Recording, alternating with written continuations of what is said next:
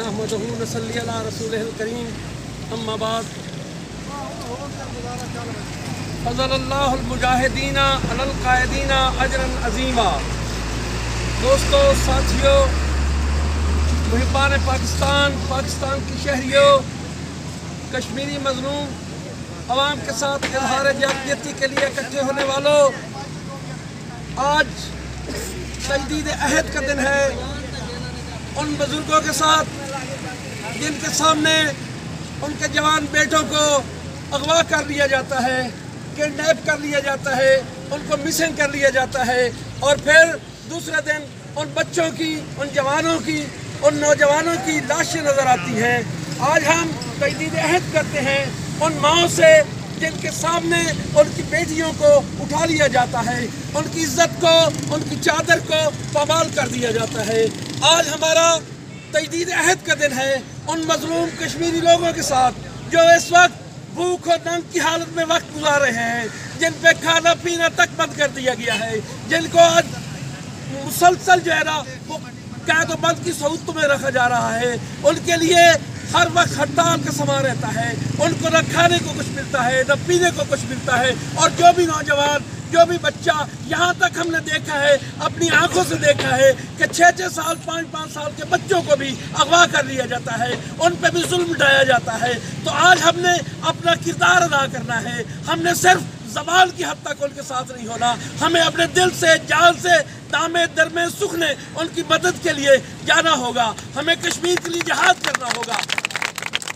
کشمیر کی آزادی تک جنگ رہے گی، جنگ رہے گی۔ کشمیر کی آزادی تک جنگ رہے گی، جنگ رہے گی۔ انڈیا کی بربادی تک جنگ رہے گی، جنگ رہے گی۔ آج ہم ان دنیا کا، ان ہندوؤں کو یہ بتا دینا چاہتے ہیں کہ پاکستانی عوام اکٹھے ہیں، وہ جو اس وقت پروپیگنڈا کر رہے ہیں، پاکستان میں فرقہ واریت ہے، پاکستان میں لسانیت ہے، پاکستان میں صوبہ بندی ہے، یہ کہیں بھی نہیں ہے۔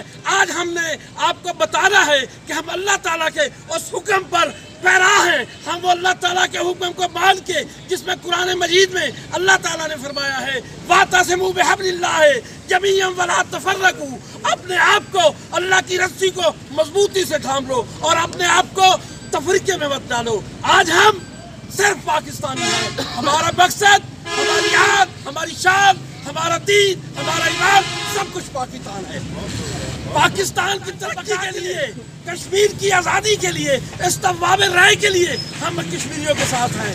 ہمیں لڑنا پڑے گا، ہمیں اپنے بچوں کو قربان کرنا پڑے گا، تو ہم کسی صورت میں بھی یہ اس سے دریغ نہیں کریں گے۔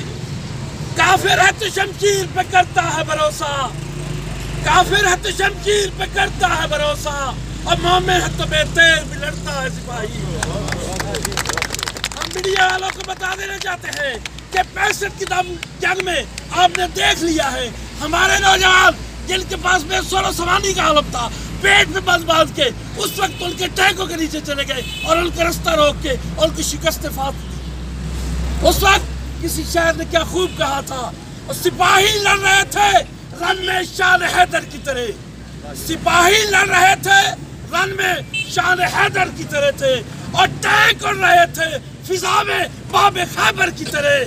آ رہی تھی توپ کے دہانے سے یہ صدا، لا فتح الا علی لا سیف الا۔